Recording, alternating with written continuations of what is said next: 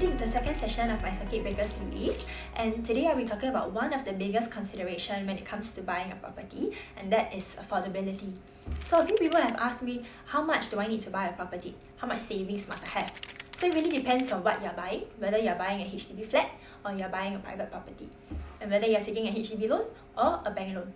So that's what I'll be sharing today, and let's just jump right into it.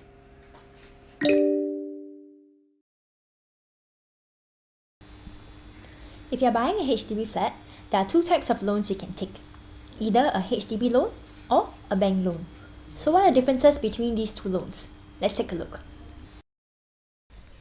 For a HDB loan, depending on your income, you can loan up to 90% of the property price or valuation, whichever is lower. And the remaining 10% down payment can be made with your CPF funds or in cash. So if you're buying a HDB that costs $500,000 and the valuation is also at $500,000, assuming your income is sufficient to take up the maximum 90% loan, you will need to have $50,000 either in your CPF or in cash to pay for the 10% down payment. But what if the valuation is lower than the selling price? In that case, the difference between the selling price and the valuation is what we call cash over valuation, or COV. Let me give you an example. You're buying a HDB that costs $500,000 and the valuation is at $480,000.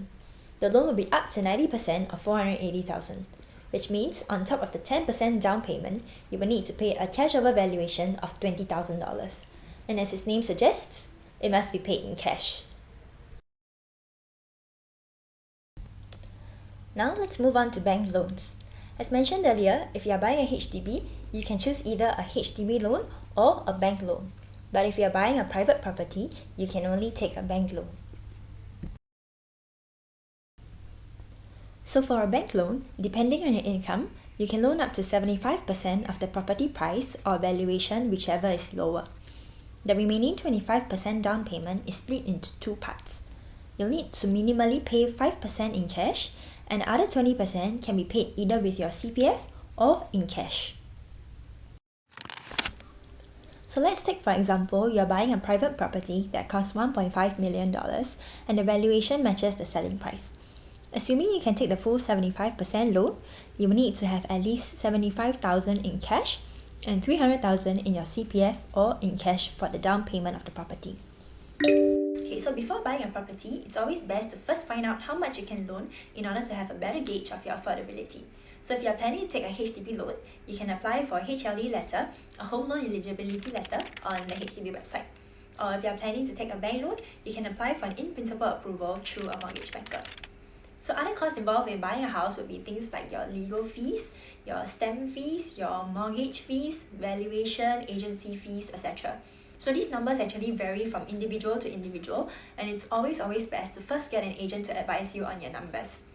So I hope this little session has helped you have a better understanding of the different loans and how much you need in order to buy a house. So if you have any more questions, feel free to reach out to me. Alright, so thank you so much for watching. I'll see you next Friday. Bye!